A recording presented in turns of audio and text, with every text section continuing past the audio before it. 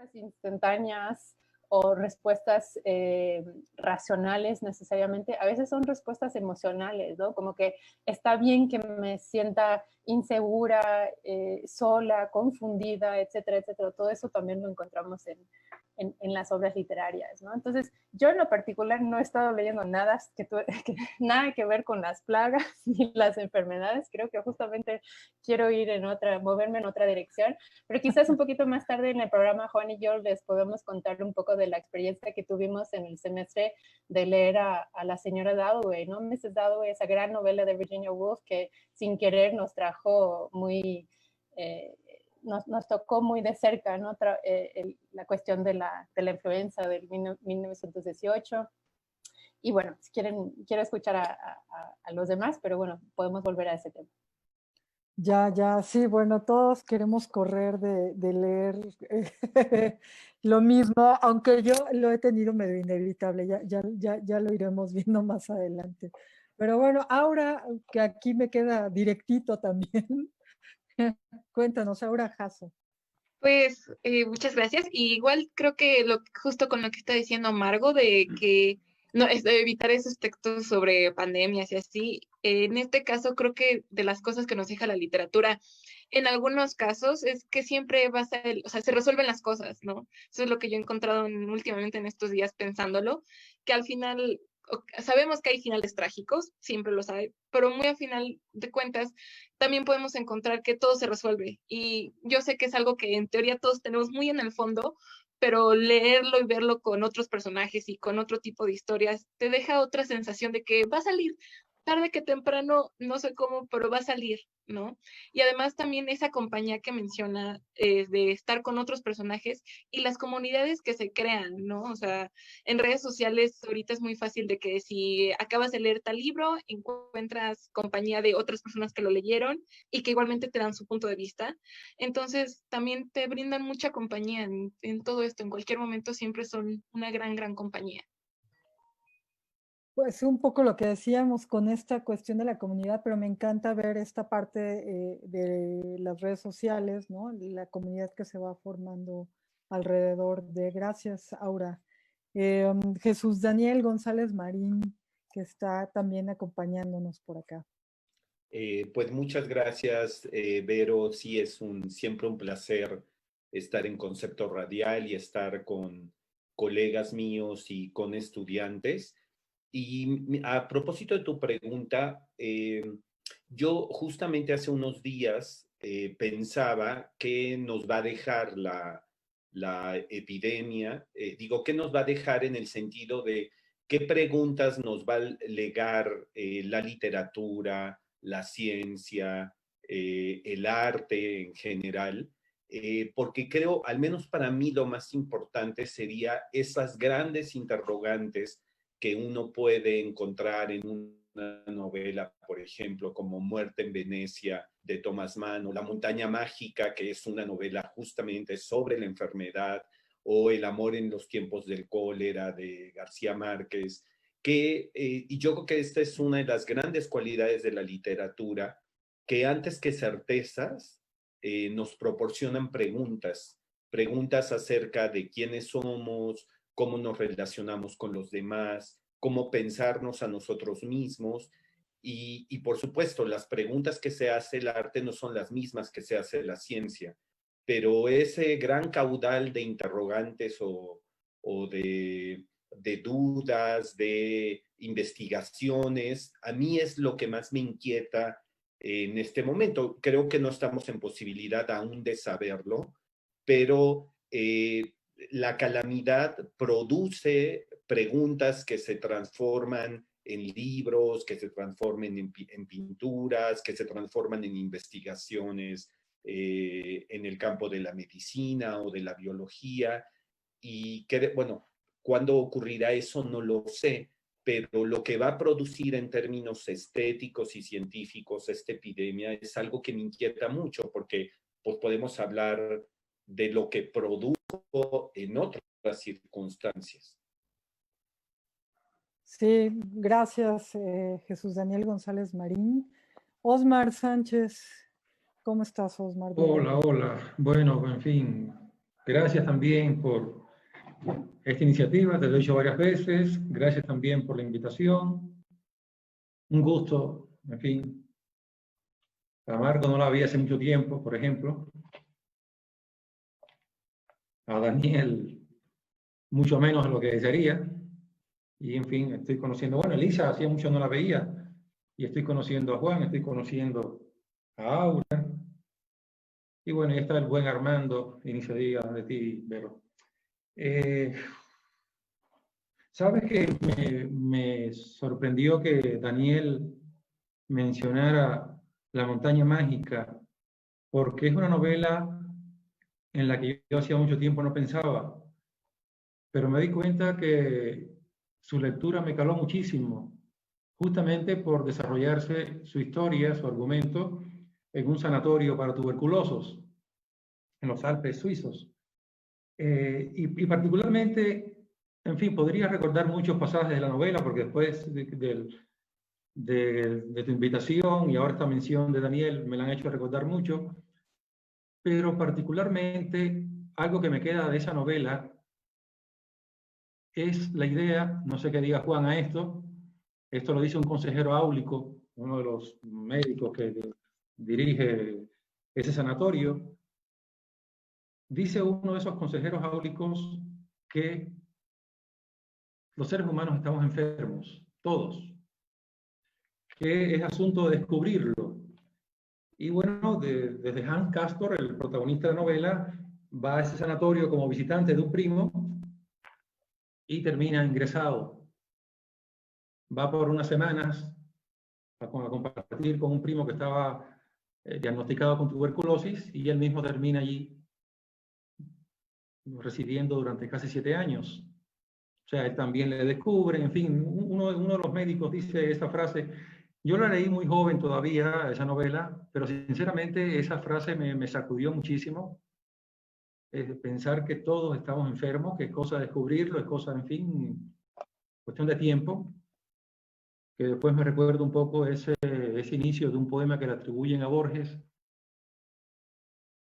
un verso que dice, ya somos el olvido que seremos.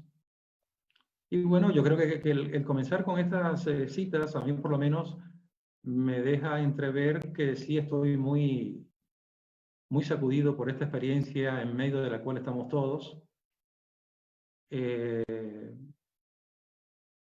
Por supuesto que la literatura, pues, tiene otra vez también mucho campo en el que desarrollarse, mucho que aportar en estas circunstancias, mucho que decir en estas circunstancias. Y eso va en proporción del sacudimiento en que estamos todos, de no saber por dónde puede saltarnos ese enemigo invisible que nos acecha, si en la calle, si en la casa, en fin, yo por lo menos estoy bastante sacudido con esta situación. Y un poco, volviendo así más ceñidamente a esta pregunta que hacías en el origen, de qué puede decirnos la literatura, o qué dice la literatura en estas circunstancias, yo pensaba un poco, bueno, en ese testimonio que mencionaba Elisa, estoy totalmente de acuerdo, yo creo que sí que hay un testimonio que se está haciendo, que se ha hecho, pero pensaría también en memoria. Yo creo que el hecho mismo de que estemos hablando de La montaña mágica o de Muerte en Venecia, entre otras. Tristán, voy a agregar a Tristán ahí. Exacto, ¿no? También indica que hay una memoria ahí muy fuerte, no sé, Diario, El año de la peste, de Daniel Defoe, del siglo XVII, el de Camerón, de Boccaccio, o sea que hay una memoria también aportada por la literatura, cómo los humanos han enfrentado estas situaciones tan catastróficas, tan anómalas, por más que se hayan dado en otros tiempos. Yo creo que la peculiaridad de lo nuestro es que nos creíamos a salvo de todo eso gracias al desarrollo de la ciencia, de la tecnología, a la mucha civilización en ese sentido que hemos acumulado, y de repente nos encontramos con que, en fin, estamos tan expuestos, tan vulnerables como en cualquier otra época de la historia de la humanidad, y eso en gran medida debido a la propia literatura, ¿no? Pero bueno, la literatura también supone diversión, y lo quiero pensar en un sentido, en una etimología un poco de bolsillo, ¿no? A una versión distinta de los grandes relatos en medio de los cuales estamos ahora, entretenimiento, desconexión, y desde luego sin incluir eso la conexión de que han hablado. Pero sí, creo que la literatura, en fin, siempre conserva una mirada muy propia, muy particular. Y no sé, yo pienso que también la literatura va a salir muy cambiada de estas circunstancias. Ya sabemos, ya es casi un tópico, que la literatura no se define por cómo se escribe, sino más bien por cómo se lee. Y bueno, yo creo que en esta circunstancia en la que estamos, de repente, no sé, todo parece tan, sinceramente, tan imprevisible, tan anómalo, todo silencioso, pero a la vez noticias que están golpeando contra las puertas de la casa, contra las paredes de la casa, que,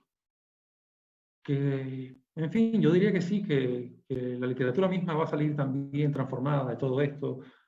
Y ya les digo, no solo por cómo se escriba, sino también por cómo la leamos. Yo creo que sí, que va a salir muy cambiada de todo esto. Entonces, bueno, no quisiera extenderme, creo que ha sido bastante extenso, de hecho, con esta primera intervención, pero sí lo veo un poco así. En fin, ¿qué dice la literatura o qué puede decir, qué ha dicho la literatura sobre estas situaciones tan anómalas? Ya les digo, yo mismo estoy muy atribulado, muy desconcertado, destanteado en medio de estas circunstancias, y entonces, bueno, estoy tratando un poco de organizarme yo mismo, a ver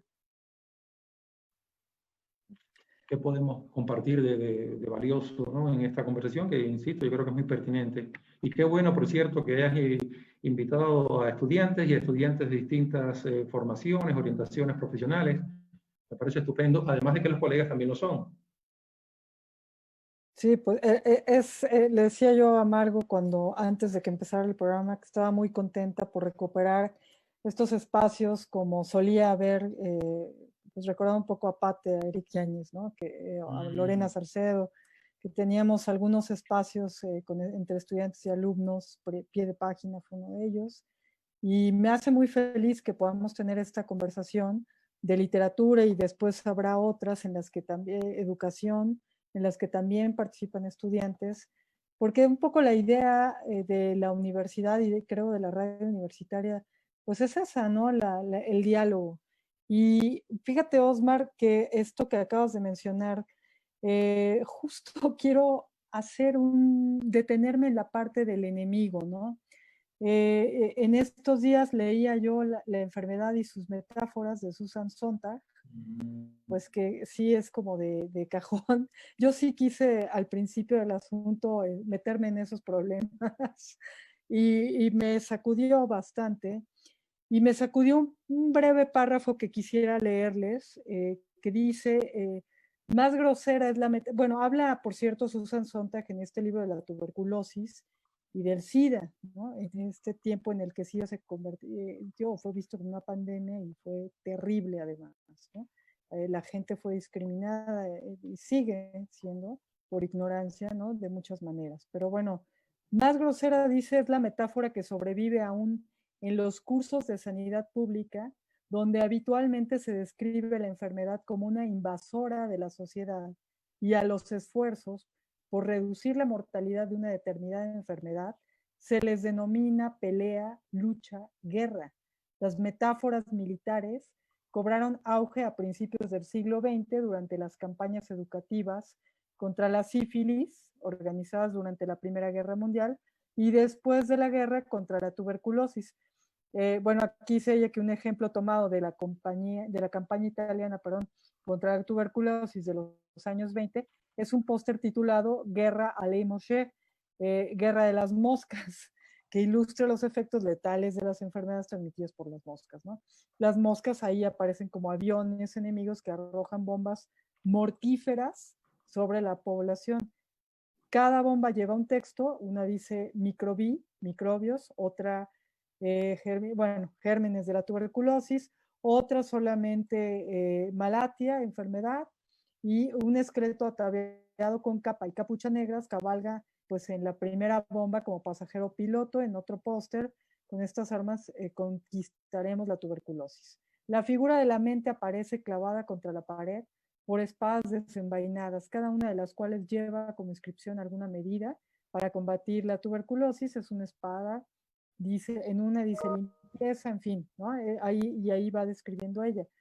Un poco lo que hace Susan Sontag es criticar algo que a mí también me ha parecido importante resaltar y criticar, como el enemigo que nos acecha, como la infodemia, como una serie de usos del lenguaje que son una suerte de asunto bélico y que a mi parecer de ninguna manera puedes enfrentarte mientras lo veas así, ¿no? Desde luego esta enfermedad, como ya lo hemos visto, ha causado estragos y sigue causándolos, ¿no? Pero bueno, no sé qué opinen ustedes. Yo suelto la pregunta de todos estos términos alrededor de la situación que nos tenemos, ¿no? Y me gustaría saber qué piensan ustedes, qué han leído al respecto, qué lectura hacen de todo esto, por cierto, que menciona Osmar, ¿no? Que nos tiene, pues desde luego, algunos en una situación de mucha conmoción, ¿no? Dice Jesús Daniel acá que él va por el micrófono. Sí, perdón. No, Es hombre, que ¿por qué? justamente, incluso a propósito de lo que acababa de comentar Osmar, en un ensayo de Claudio Magri que se llama El Danubio, él tiene un pasaje muy bonito en el que él dice que cuando una persona ha perdido a alguien o sufre por el duelo, bueno, sí, evidentemente está en duelo porque ha perdido a un ser muy querido, que cualquier palabra de aliento puede sonar demasiado a gloria, porque frente a la desesperación, frente al dolor, pero añade algo, Magri, que me encanta, y dice él, pero ponerle nombre, a intentar ponerle nombre al dolor, a la zozobra, a la desazón, tal vez, dice él, es una manera de intentar comprender o de intentar lidiar con eso que en un determinado momento es inefable. Y creo que esa es una de las grandes tareas de la literatura. Tal vez no nos va a dar consuelo, pero al encontrar determinadas palabras para intentar denominar lo que sentimos o lo que experimentamos, creo yo que ya es un logro, incluso me atrevería a decir civilizatorio, en todos los órdenes, en el emocional, en el cognitivo.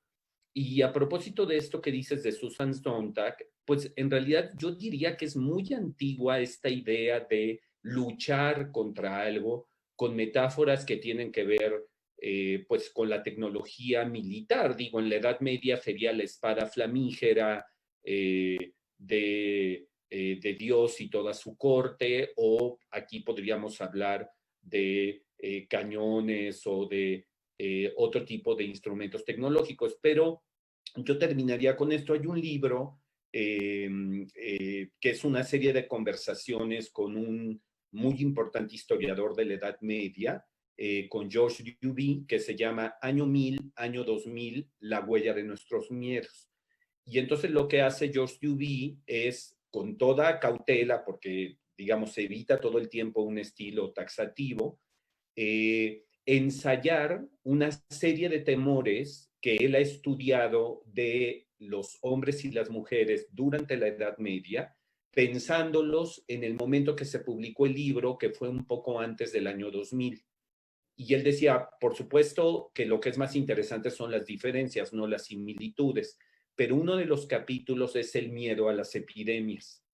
Y ahora que lo releí en este periodo, de verdad es muy impresionante darse cuenta de pues, la existencia de las víctimas propiciatorias que siempre están ahí. Digo, cuando Donald Trump señala a los chinos o habla del virus como Kung Fu virus, donde hay ese señalamiento, pues en realidad son figuraciones muy, muy antiguas que, al menos en este texto de Duby, me gustó mucho porque, bueno, está presente esto que también estamos viviendo ahora, pero también dice algo, y con esto termino, que me encanta, que dice, el caso de la peste negra parece distinto.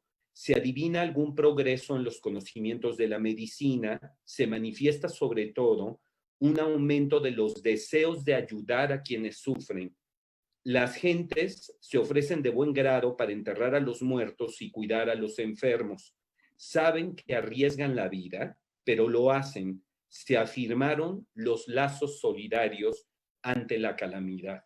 Y creo yo que, digamos, con todas la información y los datos que tenemos, a mí algo que siempre me parece esperanzador es cuando uno ve a los equipos médicos, a los enfermeros o a muchas gentes que se unen justamente ante la calamidad. Creo que esta situación también es una gran oportunidad para ello. A lo mejor soy demasiado optimista, pero hay registros en el pasado, en la literatura, en la historia, de los cuales podemos, no sé si aprender, pero al menos tener como un referente. Muchas gracias, Jesús Daniel González Marín. Y sí me gustaría saber qué opina nuestro biomédico, Juan Ramón Lara, que está con nosotros.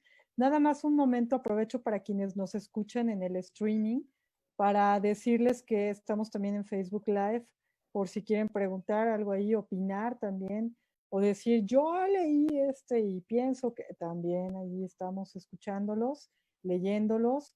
Y bueno, esto es un conversatorio sobre literatura, pues en el contexto, en la coyuntura que tenemos. Adelante, Juan. Muchas gracias. Pues los ingenieros biomédicos a grandes rasgos podría decir que somos traductores. Estamos entre dos mundos siempre, el mundo de la medicina y el mundo de la ingeniería. Nosotros hacemos posible que las ideas que tienen los doctores para salvar vidas se concreten. Entonces, esta parte me llamó mucho la atención, el de escribir a un enemigo invisible, el de usar referencias militares, porque actualmente en la pandemia el último grado o la última fase que se puede implementar es cuando los militares se involucran. Entonces, hoy en día todavía vemos este tipo de soluciones, no sé si bélicas, pero sí que tienen como competencia al ejército, donde ya se tiene que definir la vida y la muerte de una persona por cuestiones de edad, por cuestiones de probabilidades de vida. Y creo que es un aspecto pues muy complejo, ¿no? Que un ser humano tenga que decidir quién vive y quién muere en tiempos de pandemia es algo que mis respetos para las enfermeras, los enfermeros, los médicos que día a día tienen que elaborar con eso y que sería muy interesante escuchar su perspectiva en un libro acerca de el coronavirus. Pero el libro que a mí se me vino a la mente al mencionar esto del enemigo invisible fue Ensayo sobre la ceguera de José Saramago. Justamente nos habla de a muy grandes rasgos y para no arruinar nada de la trama, una enfermedad donde súbitamente todos empiezan a quedarse ciegos, pero es curiosamente una ceguera blanca, una ceguera que nadie sabe bien por qué llega y nadie sabe bien por qué da esa ceguera. También instintivamente esas medidas bélicas se toman instantáneamente al mandar a todos los ciegos a un confinamiento en específico, y es aquí como vamos viendo cómo la sociedad, en este caso de ciegos, se va desarrollando y va ideando sus propias maneras de enterrar a sus muertos, de racionar su comida, y todo esto sin poder ver, que es algo pues que muchas veces no valoramos, ¿no? Nosotros sí estamos encerrados en nuestra casa, sí no podemos ver a la distancia a nuestros seres queridos, pero podemos ver a los cercanos, podemos usar estas tecnologías para ver contenidos multimedia, leer cuantos libros querramos, y es algo que contrasta mucho con esta novela de José Saramago. Pues de igual manera, me gustaría abordar un poco más la parte de cómo en la literatura muchas veces contrasta cómo se narra una pandemia en tercera persona, como es en el caso de la novela de Ensayo sobre la ceguera, donde se toma cierto distanciamiento o se toma cierto carácter histórico al hablar de una enfermedad, de una pandemia. Y cuando cambiamos en este caso no sería una enfermedad al hablar, por ejemplo, de un libro como Ladrona de libros, donde ahí podemos ver un ejemplo de cuarentena forzado. Miles de judíos tenían que esconderse en muchas casas de alemanes que les daban esta oportunidad, y pues era una cuarentena forzada donde no podían salir de sus escondites, y donde si trasladamos y comparamos esta perspectiva de tercera persona a primera persona, donde día a día nosotros escuchamos noticias, aún así podemos estar en contacto con nuestro entorno, y lo comparamos con estas vivencias que tenían personas como las que sufrieron en el Holocausto, pues es un contraste diametralmente opuesto y que nos ayuda mucho a dimensionar que no estamos solos, como bien decían antes, y que a lo mejor uno de los mayores miedos del ser humano es la incertidumbre. Pasa mucho en medicina y es parte de lo que desespera mucho a los médicos, al menos con los que yo he hablado. Esta enfermedad no tenía precedentes, al menos directos, solo en países asiáticos, y esto es lo que desespera más a los médicos: no poder conocer la enfermedad, no poder conocer cómo se cura, esa impotencia de que tantos años de estudio no puedan ser aplicados para salvar la vida de una persona, es algo que realmente les da mucha impotencia y que es algo que hay que destacar y recalcar. Gracias, Juan. Bueno, pues ensayo sobre la ceguera, que es casi lectura obligada, en la primera que piensa también uno en estas cosas, ¿no? Y por cierto, vale mencionar que Radio UNAM retomó ahí las producciones que tiene ensayo sobre la ceguera, que pasan por la tarde. Y bueno, para quienes no tengan el tiempo de sentarse a leerla y puedan escucharla, pues es un trabajo, una producción muy, muy bien hecha. Un saludo por ahí a nuestros amigos de Radio UNAM. Y está, bueno, Aura está también por ahí, Margot y Elisa. Creo que Elisa quiere hablar desde hace ratito, Vero. Ay, perdona, y eso que la tengo, Dios mío. Elisa, querida, nuestra super voz institucional. Gracias, querida. Pues ahorita quería retomar lo que dijo el profesor Jesús Daniel, justamente con un poco ver lo que está sucediendo de una forma optimista. Y pues en estos días creo que yo he sido un poco como tú, Vero. Creo que me he volcado totalmente sobre todas estas lecturas distópicas y que hablan sobre crisis y pandemias, porque es como yo logro hacer un poco más de sentido de lo que estamos viviendo. Y justamente en estos días estuve leyendo Pandemia, de Slavoj Žižek, y justamente me gustó mucho que empieza a mencionar que lo que decía Juan, ¿no? También que cómo es posible, empieza a hacer muchas preguntas, que era lo que también ya estábamos hablando hace rato, ¿no? Y una principal era que, pues, que estaba mal con nuestro sistema, que nos atrapó este virus desprevenido, siendo que no solo ya teníamos antecedentes históricos, sino también, pues, literarios, ¿no? Que hemos leído tantas cosas, tantos textos sobre pandemias y sobre enfermedades, y que aún así nos atrapó pues de manera muy desprevenida. Pero justamente una de las preguntas que también se hace es qué podemos sacar de todo esto que está pasando, y pues justamente también retoma esto de que es ahora cuando estamos separados que estamos empezando a reconocer el valor y la importancia que las personas y pues la sociedad tiene para nosotros.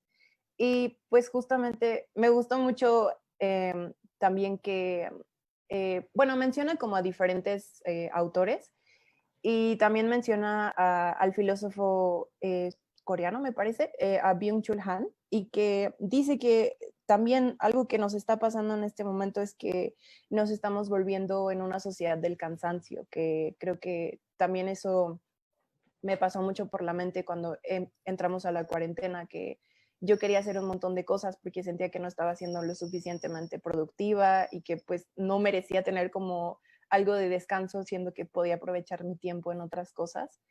Y fue, cuando lo leí, fue como un poco darme cuenta de esto, ¿no? De que tampoco es necesario siempre estar haciendo cosas, sino lo importante es también tomarnos el tiempo de reflexionar sobre lo que estamos viviendo. Y coincido en que pues quizás sí es como un poco optimista, pero me parece que lo que deberíamos sacar de todo esto definitivamente es pues esa importancia que le damos al otro, y eso fue también lo que saqué de la lectura que estaba leyendo de Žižek. Y sobre ensayo sobre la ceguera también recordé ahorita, lo relacioné con Osmar, lo que dijo la frase de Borges, de somos el olvido que seremos, que igual es un punto que hace mucho Saramago en el texto. Mencionan, ¿no? Que ya eran ciegos antes de quedarse, bueno, antes de que llegara la ceguera, y esto también se me hizo un punto muy importante Y no sé si alguno de mis compañeros quiera seguir hablando de ello.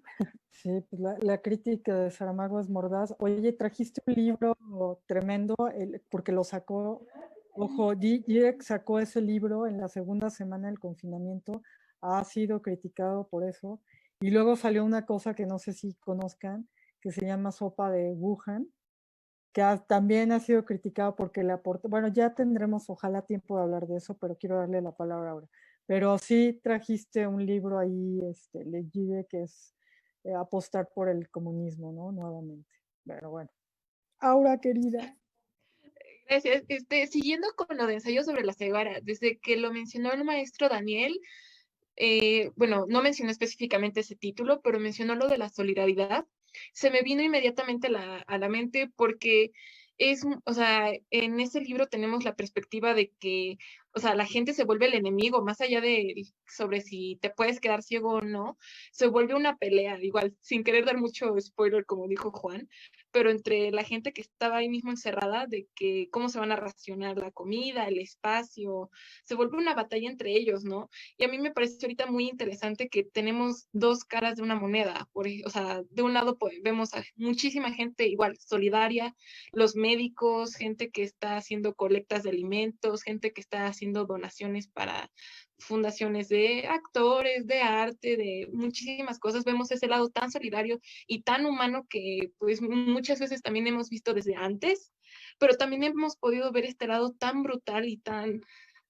egoísta de gente que, entre que gente que ignora y se hace que no está pasando nada en el mundo cuando es obvio que hay un suceso, y también la gente que derivada del miedo ataca, ¿no? O sea, vimos los casos de que médicos no los dejaban entrar a sus casas por esto del mismo miedo, ¿no? Por un lado, uno, o sea, desde mi perspectiva, entiendo que el miedo hace muchas cosas que uno no se puede imaginar, ¿no? O sea, en mi cabeza no entiendo cómo atacaría yo a alguien que está dando su vida por las demás personas, pero pasa, ¿no?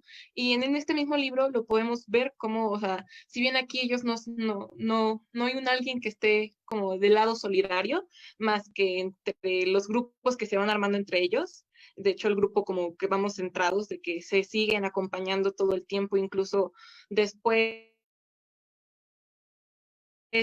una persona los cuida más. Disculpe, si no me entiendo un poco es porque no quiero revelar mucho detalle del libro, pero, o sea, vemos también ese lado empático, pero es muy difícil ir procesando como todas estas emociones y las reacciones que va teniendo la gente, ¿no? O sea, igual mismo aquí uno dentro de su casa, al menos en mi experiencia, ha habido días en los que me identifico que puedo ser muy egoísta con mi familia en el sentido de que, o sea, como que uno se centra en su dolor y no está bien, o sea, al final de cuentas uno como que abre los ojos y es como, un momentito, ¿qué está pasando? Pero ha sido como un proceso de estira y afloja e ir viendo, y igual, ¿no? Ver cómo estos ejemplos los podemos ir viendo en la literatura. Por mi parte, yo me he alejado lo más posible del género como de pandemias o crisis, porque para mí no me ayuda como que meterme de nuevo más en esto, con lo suficiente que estoy viendo afuera está bien para mí con lo de afuera, no necesito libros que me lo recuerden, pero también, o sea, es muy interesante verlo de otros libros, ¿no? Ok, ahora apostó por mejor la parte, la ficción siempre es la ayuda o otras cosas, ¿no? Muy bien. Margo Eckenberg. Pues muy bien, pues muy interesante escucharlos a todos. Creo que ha salido a flote muchas ideas que me gustaría, a las cuales me gustaría agregar un poco.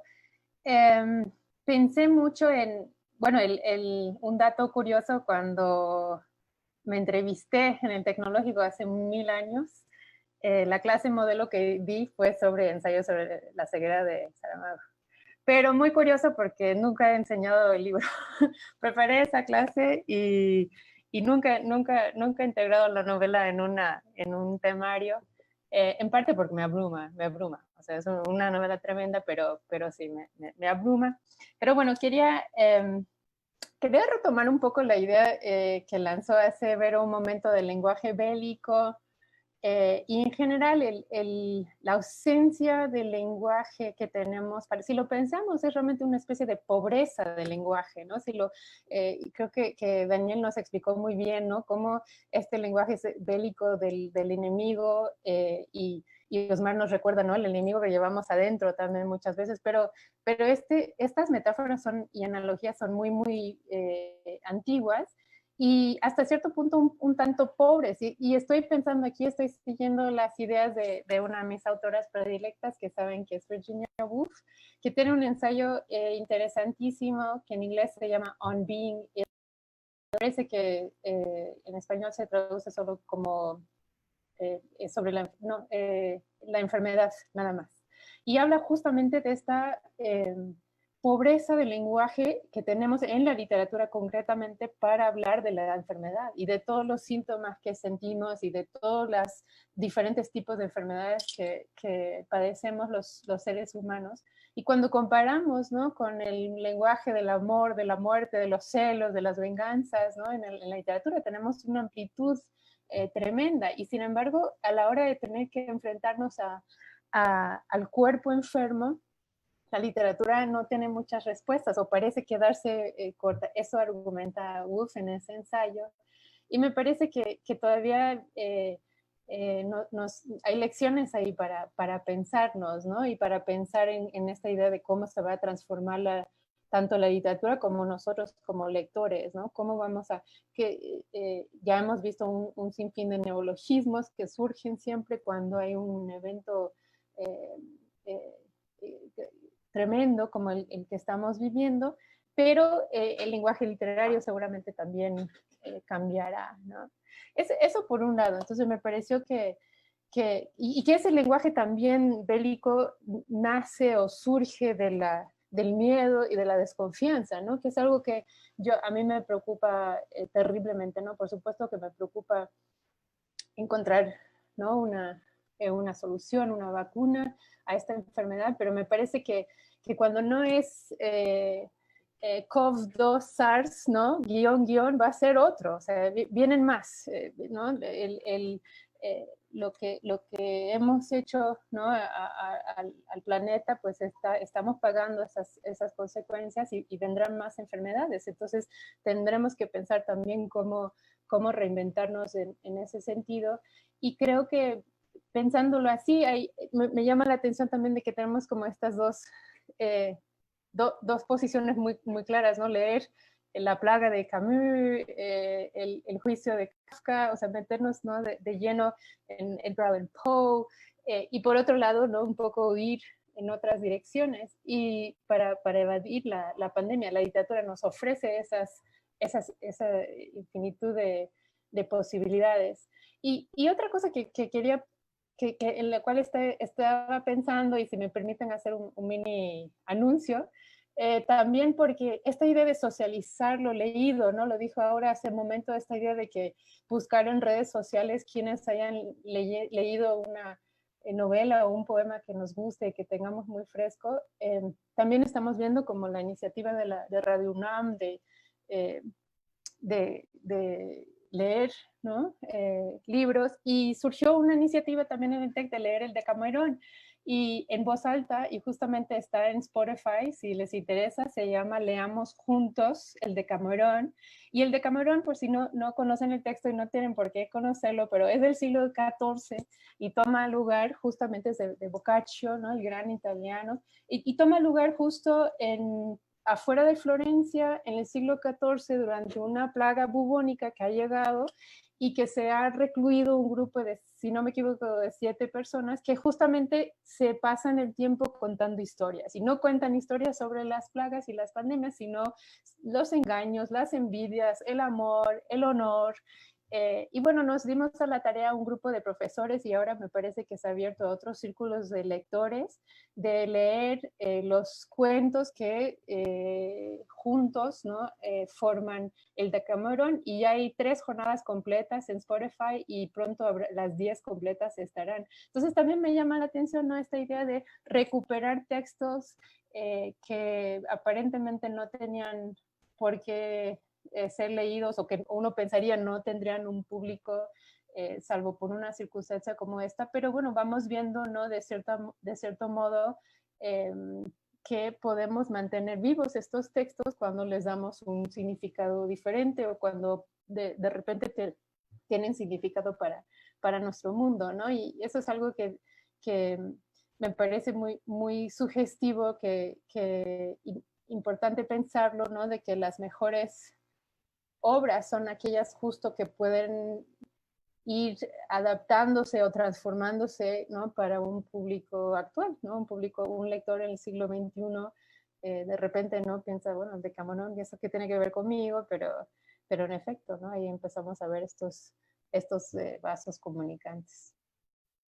Que además te demuestran que la vida es también cíclica, ¿no? Estas pandemias y pensando en la peste bubónica, pensando en la tuberculosis, ¿no? Que además se tardó 20 años ahí en conseguirse pues, una cura, ¿no? Yo hace rato pensaba, bueno, espero que no tarde esto tanto, porque ciertamente como sociedad pues estamos vapuleados, ¿no? Algunas personas, ¿no? En ese sentido, el confinamiento pues tanto puede impulsar el arte, como dice Jesús Daniel, como traer una serie, otras epidemias, diría yo, ¿no? Y hace rato mencionaba yo, pues un poco el tema de las violencias, ¿no? También el tema de la información falsa, ¿no? Que también es otra situación compleja, ¿no? Bueno, vamos hacia el cierre. Entonces, esto está pensado, sabíamos que no íbamos a lograrlo en una hora, entonces pensamos lograrlo en 1 hora y cuarto. Entonces, vamos cerrando. Bueno, yo iba a leer un poco del Decameron, pero no quiero ocupar tiempo en eso, ¿no? Sino me gustaría plantearles qué contar, ¿no? De la literatura y qué contará la literatura. Y hace rato Armando decía, bueno, también habría que pensar en cómo se está leyendo, ¿no? Yo creo que Aura puso un tema en el ojo muy bueno, las comunidades, ¿no? Yo recuerdo, yo tengo alguna inscripción en Google Reads, pero nunca me doy a la tarea de comentar algún libro, no solo por tiempo, sino porque no me siento capaz, ¿no? O con la capacidad de hacerlo, ¿no? Y solo quiero decir que no me la he pasado leyendo sobre la pandemia. En realidad solo leí ese de Susan Sontag y lo siguiente ha sido sobre budismo, un poco pensando en la mente y en el uno mismo y estas cosas, para lo que sí creo que a algunos nos ha dado tiempo de seguir practicando algunas otras cosas, ¿no? Alternativa, la yoga, la meditación, etcétera. Porque sí está, leer a Susan Sontag con este libro, La enfermedad y sus metáforas, pues es fuerte, ¿no? No sé, para ir hacia el cierre, pues quisiera poner ahí un poco como la mosca en la oreja de qué podría tener la literatura como discurso, ¿no? Ha habido lo que describía Lisa de Zizek, pues quien ha escrito muy rápido, ¿no? También me parece que, ay, ahorita perdí el nombre de un filósofo francés que tuvimos, de hecho, en la cátedra. Margot no sé si me lo recuerdo, o Osmar o Jesús Daniel. Bruno Latour. Antes de Latour, ¿no? Porque alguno de los dos que estuvieron escribió, parece que durante la enfermedad, de hecho, ¿no? Y hay esta idea, pensaba en los autores que se dan a la tarea de escribir, ¿no? En estos momentos de enfermedad o de confinamiento o encarcelados, ¿no? De encierro, y lo que va generando el arte, en este caso la literatura, ¿no? Y bueno, ustedes también son libres de ir cerrando con lo que quieran, ¿no? Que este es un diálogo abierto. ¿Quién quiere comenzar? Dice Armando que no es cierto. Por cierto, ahora que lo piensan, Fernanda Estrada nos ha escrito para decir que, entrecomillado, cualquier palabra de aliento puede sonar demasiado a gloria. Dice que gran frase, ¿no? Ahí pues bueno, o sea, Bueno, pero no es mía, ¿eh? No es mía. No creo sí, es de Claudio Magri en el Danubio. sí, sí, es maravilloso. Bueno, pues vamos hacia el cierre. No sé, Osmar, si quieras retomar ahí, ya que tiene un Bueno, ratito que no te oigo, un pues nada, ratote. yo también, ya ves que dicen que, sí me escuchan. Perfectamente. Ya ves que se dice, con razón, que se aprende más escuchando que hablando. Es un estilo bastante, en fin, que trato de practicar lo más posible. Mira, en fin, muchas cosas interesantes se han dicho, muchos textos se han traído, en fin, se han puesto sobre la mesa. Esa idea que decía Aura, yo estoy de acuerdo también, ya como persona, como individuo, leer para, en fin, salirse un poco de este clima de encierro lo más posible. Me da muchísimo gusto, Marco pues, ponía el ejemplo de esta lectura en voz alta en torno al Decamerón, pero bueno, acá en casa pues todos somos lectores, lectoras, y escucho mucha socialización, escucho, en fin, presencio la existencia de comunidades lectoras, que me interesa muchísimo ese dato, o sea, muchos círculos, muchos clubes, incluso muy especializados, a veces de mujeres nada más, o a veces de textos escritos por mujeres nada más, y así por el estilo. Entonces a mí, por supuesto, que eso me parece estupendo, propiciado en gran medida por esta circunstancia tan anómala, en fin, como mismo se recuperan ciertos clásicos históricos bastante remotos ya en el tiempo, pues también se dan estas prácticas que corresponden a tiempos iniciales, a tiempos en que no existía, por ejemplo, la imprenta, o era muy escasa la extensión de la imprenta, y entonces había que leer en voz alta. Y estoy pensando particularmente en el Quijote, ¿no? Que casi que en cada capítulo siempre alguna visita a una de las ventas, a uno de estos hoteles de descanso, hoteluchos o moteles, siempre aparece alguna novela, alguna en fin, entonces alguien sabe leer y sobre esa base entonces se crean comunidades, y eso de alguna manera pues otra vez recupera esta idea de continuidad, esta idea de, en fin, que no estamos tan lejos del pasado como nos gusta creer o como nos han hecho creer. Mira, a mí me interesa muchísimo de esta circunstancia, y esto por supuesto que va más allá de la literatura, cómo nos desnuda, cómo nos vuelve a un punto básico de humanidad. Yo insisto mucho en eso, o sea, en términos de vanidades, en términos de creencias falsas, etcétera. Yo creo que estas circunstancias nos ponen en ese punto casi cero, y eso es muy beneficioso también, desde luego, para la propia literatura, pero yo creo que para cada ser humano lo es también. Entonces, bueno, fíjate que yo me he quedado muy conectado, Vero, con tu pregunta al inicio de qué dice la literatura, porque yo no estoy seguro de que conozcamos lo que dice la literatura, porque no habría que pensar nada más en los textos que hemos leído o hemos escuchado o conocemos como literatura, sino también en textos que todavía no conocemos como literatura, que se están haciendo ahora, o que se están leyendo ahora, o que se están haciendo a partir de la lectura en la actualidad, y que quizás sean ellos los que vayan a decir las grandes verdades sobre esta circunstancia tan anómala. Insisto en eso. O sea, sí, está esa literatura histórica, pero hay otra literatura que se está haciendo y no nos damos cuenta. Porque, no sé, pienso, por ejemplo, que tiene un protagonismo enorme en estas circunstancias, lo decían algunos de ustedes, el ensayo, pero también la crónica. Pero también la crónica, que para algunos en principio eso no sería literatura.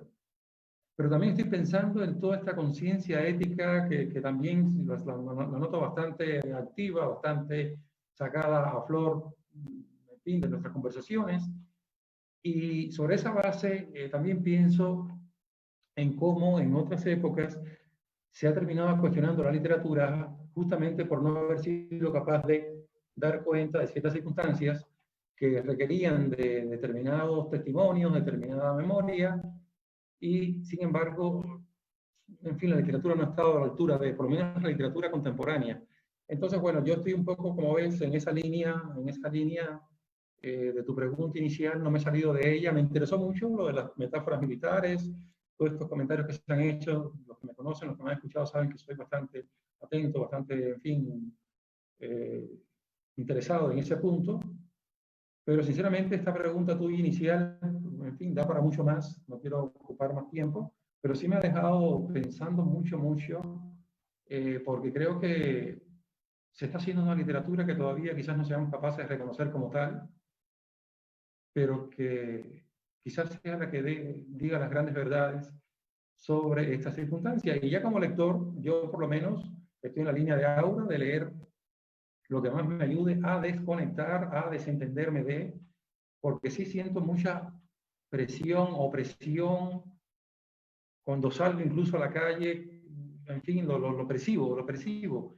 Y entonces yo creo que es muy saludable, muy terapéutico, psicoterapéutico, pues tratar de salirse por otras lecturas que no sean estas que hemos mencionado, de Saramago, de Boccaccio, de Thomas Mann, de Daniel Defoe, etcétera, etcétera. Eso, en fin. Ok, Osmar, muchísimas gracias. Bueno, pues sí, ciertamente hay mucho ruido, ¿no? Y por ruido me refiero, hay demasiada información sobre la pandemia y también demasiada desinformación. Sí, Y por otra parte, ya, el mercado ya se ha hecho desde la pandemia, sí, sí. sinceramente, y entonces hay literatura que también se va a alinear con el mercado, entonces yo digo que hay que pensar en otra literatura que todavía no reconocemos como tal, pero que quizás sea la que dé la gran campanada sobre este acontecimiento que estamos viviendo todos. Pues sí, las narrativas que se construyen, pues las conoceremos después, ¿no? Bueno, gracias, Osmar. Juan, ¿quieres continuar? Aquí te estoy viendo en mi línea directa. Y Claro que luego sí. vamos con Elisa para que vaya en la otra línea, porque luego sigue el productor y no. Pero bueno, Me Juan, parece adelante. muy armónico todo. Pues aquí hay muchas ideas para cerrar que tengo. Sin duda, la parte del lenguaje limitado al hablar de la enfermedad es una idea que retumbó en mi cabeza. No sé si es porque a la humanidad le encanta estar en el centro de atención y todas estas emociones como el amor, la muerte, siempre van a referir sobre nosotros, un final, un comienzo, una etapa. Y la enfermedad creo que es justo ese periodo de pausa, ese periodo que incluso no quieres ver a nadie. No sé si va por ahí que nuestro lenguaje busca evitarlo, busca no hablar sobre eso, una para no contagiar a los demás, incluso físicamente, pero también de lo que sentimos, de nuestra vibra, si queremos llamarla así. Otra idea que me surgió es que no sé si el hombre es malo por naturaleza, como dice alguna corriente, o si la sociedad lo corrompe, como dice otra, pero algo que rescato es una entrevista de Rob Riemann que leí. Él habla acerca, en su libro Nobleza de Espíritu, sobre la búsqueda de la verdad. Pero una idea que rescato de la entrevista que yo leí es cómo a los seres humanos nos gusta ser el centro de atención. Me gustaría citarlo. Los seres humanos somos animales sociales con una necesidad constante de expresar nuestras emociones y experiencias. Para eso necesitamos a alguien que nos escuche. Y yo de aquí, como puedo ver que me habla la literatura, en este caso Rob Riemann, me está dando la respuesta de por qué hoy en día hay tantos podcasts, por qué esta fiebre de hacer tu programa de radio y querer que todos te escuchen.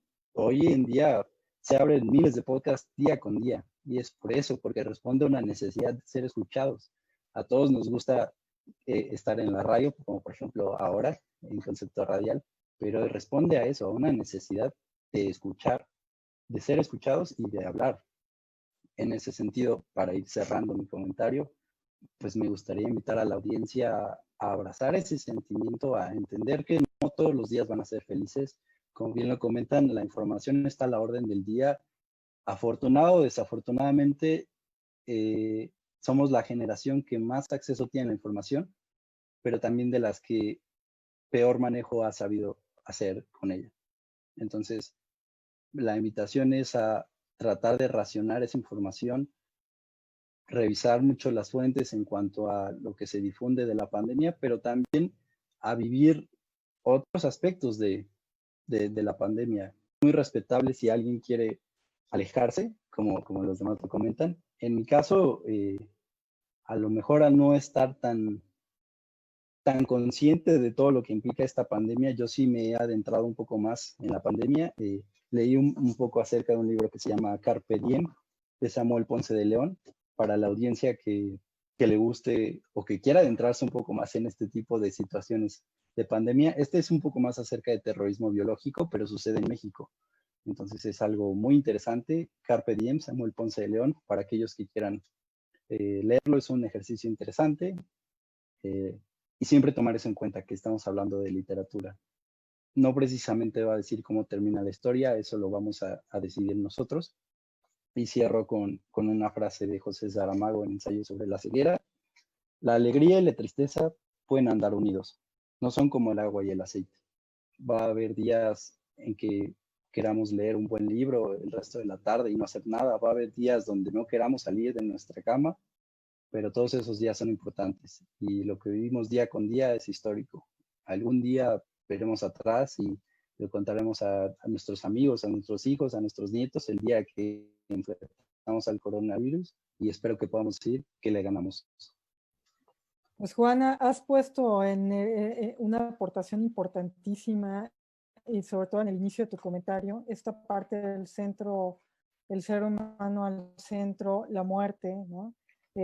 Bueno, de hecho, Osmar lo comenta aquí en el chat del grupo, ¿no? Es una gran reflexión la que has hecho. Muchísimas gracias, Juan. Elisa Ayala.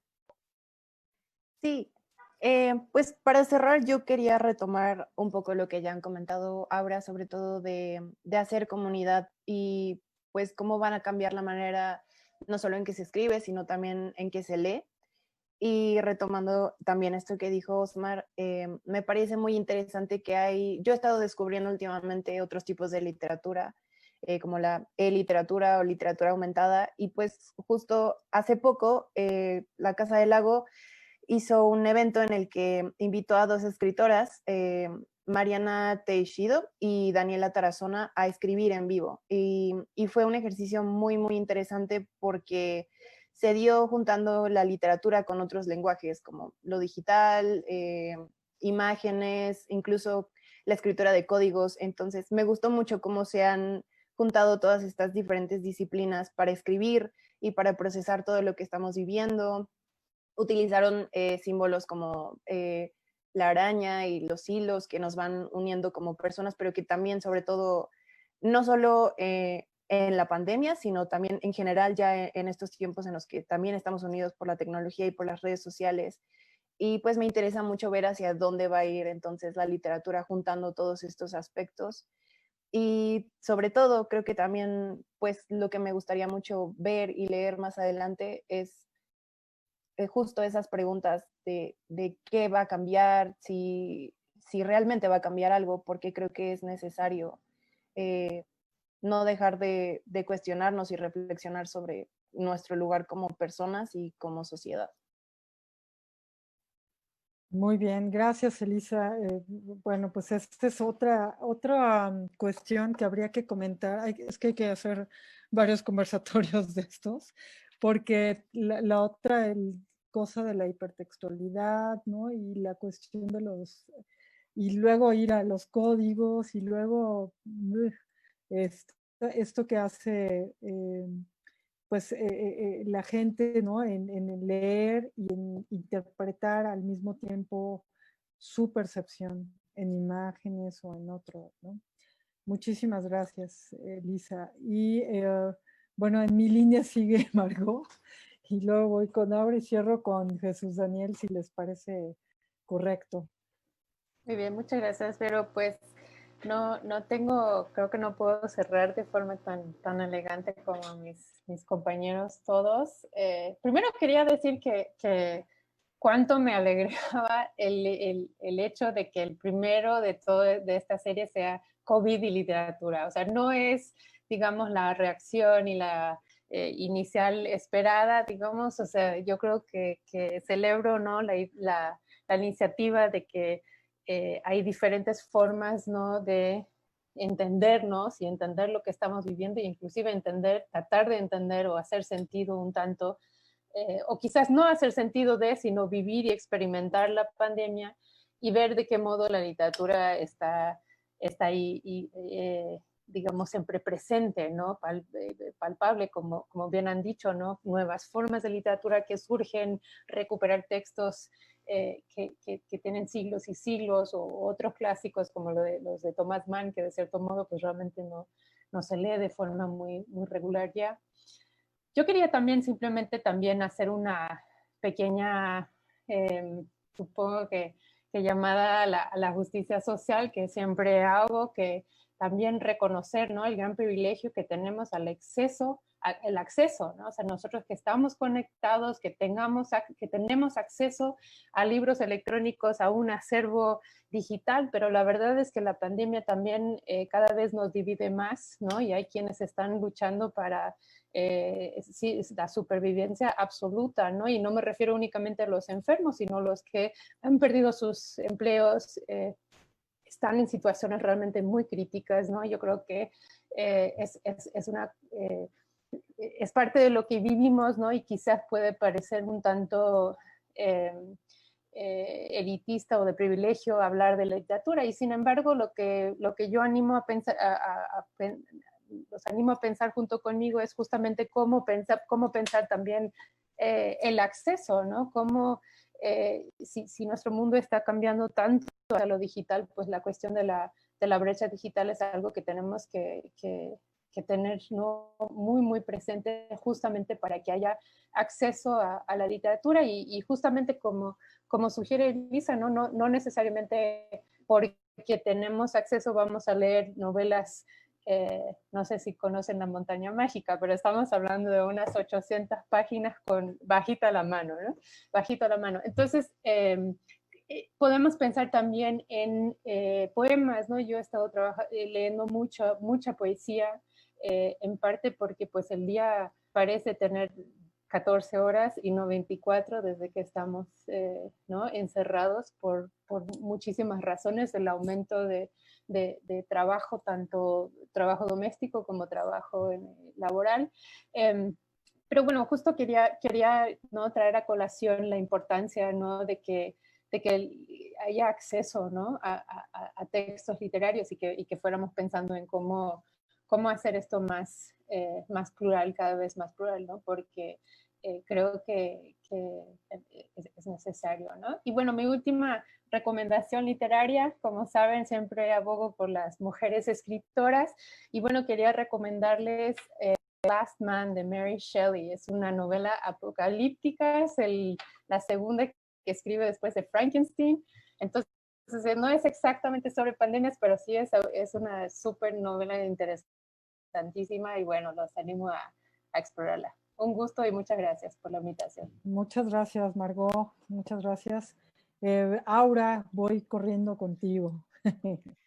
Gracias. Y bueno, o sea, siguiendo con todo lo que van diciendo, o sea, creo que yo de esto lo que más me llevo son preguntas. Como dijeron desde un inicio, la literatura en parte también te da muchas preguntas, ¿no? Y ahorita la que más me hace ruido en este momento es ¿hacia dónde va? Y o sea, creo que no hay una respuesta y ni la va a haber pronto, y tal vez no la haya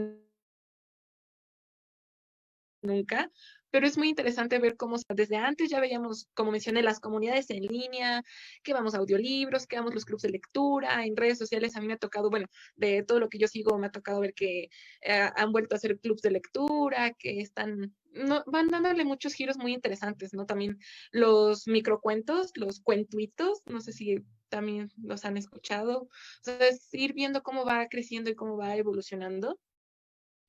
Y también, igual, bueno, acabo de mencionar en el chat los booktubers, ¿no? Y eso es de las cosas que ya vienen desde hace mucho tiempo y ahorita van agarrando más y vamos viendo muy interesante cómo van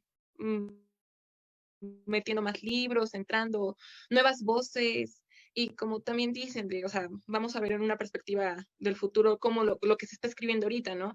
Y aparte es muy interesante porque, por si fuera poco, no solo tenemos la pandemia, ¿no? Sino hemos visto diferentes movimientos sociales, lo que pasó en Estados Unidos, que se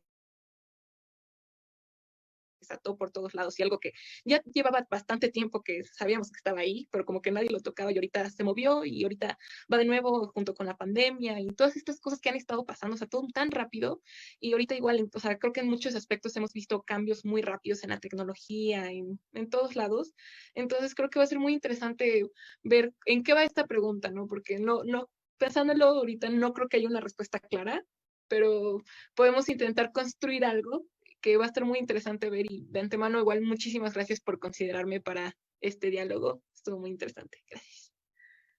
Mi querida Aura Jasso, admiradora de Benito Taibo, por cierto. Muy bien, muchas gracias, Aura. Jesús Daniel González Marín, te toca cerrar. Y muchísimas gracias, de verdad, ha sido muy enriquecedor escucharlas a todas y a todos. Y bueno, mira, rápidamente pergeñé un par de reflexiones para decirlo más rápido. Y algo, digamos, con lo que me quedo en esa gran paradoja, pensar en esta gran paradoja que aquello que nos ha permitido mayor proximidad, intercambio, cercanía, se convirtió de repente en la fuente del contagio, ¿no? Entonces son de estas paradojas de la globalización, del progreso, del desarrollo, palabras que suenan ya ahora bastante de modé, pero lo cierto es que en la inmensa circulación de libros, de textos disponibles, gracias precisamente a estas nuevas tecnologías, por supuesto, como decía bien Margot, disponibles, claro, para un sector de la población, como nosotros que tenemos esa posibilidad de interconectarnos. Sin embargo, pienso que exponerse y desnudarse frente a la palabra escrita o la palabra hablada, porque también pienso en las tradiciones orales, en el pregón, en un joven rapero de un barrio popular que ensaya o que improvisa una serie de versos a partir de lo que está viviendo, y creo que también eso merece considerarlo en alguna medida como parte de la literatura. Pues eso nos permitirá probablemente pensarnos con otros. Y creo que esta es una inmensa oportunidad para hacerlo, y ojalá sigan existiendo estos ejercicios animados por las universidades para tener un intercambio fecundo sobre lo que nos concierne, nos afecta, nos interroga. Muchas gracias, Jesús Daniel González Marín. Casi nos estamos yendo y justo Jorge Tirso, un saludo y un abrazo enorme. Es un colega también, es profesor del Tecnológico de Monterrey, que preguntaba, bueno, si la escritura, qué pasaba con ella durante la pandemia. Creo que hemos ido, más bien han ido ustedes, yo nada más vine a conducir, pero han ido ustedes respondiendo eso, ¿no? ¿Qué ha pasado? Y en el encierro, ¿no? Y bueno, si han podido escribir algo o al menos dado ganas, era una pregunta que hacía Tirso en Facebook, y bueno, no sé si ya de pronto alguien podría o quiere contestar rapidísimamente, y si no, bueno, ya le damos una respuesta por Facebook, en el Facebook de Concepto Radial. Vamos a, bueno, ya nadie dijo yo, pero sí tenemos el tiempo encima, mi querido Jorge Tirso. Les doy las gracias porque ha sido un ejercicio interesante. No quería yo tener precisamente un hilo conductor para que pasara este desastre no desastroso, que pudiéramos abordar distintos temas, que pudiéramos tener pequeños atisbos quizá de algunas cosas que además fueron tocándose en otros sentidos que no precisamente están en los medios, ¿no? El objetivo de Concepto Radial siempre ha sido no tocar lo que hay en todos lados, en la música y en todo. En la música luego no lo logro, ¿verdad? Porque pues, la chamaquista, ¿no? Pero en los programas creo que sí lo hemos ido logrando, y ha sido muy interesante escucharlos a todos. Agradezco enormemente a estos 3 profesores maravillosos que están dialogando, y a estos 3 estudiantes que también decidieron venir aquí, sentarse aquí y no saber de qué se trataba, porque yo realmente nunca puse de qué se trataba. Y así es esto, ¿no? Esto es un poco lo que hacemos acá. No era desorganización, se los juro, era realmente qué otros ángulos no estamos viendo, ni tampoco pretensión, ¿no? Es decir, hay cosas que creo que hasta nosotros que estamos en medios perdemos de vista.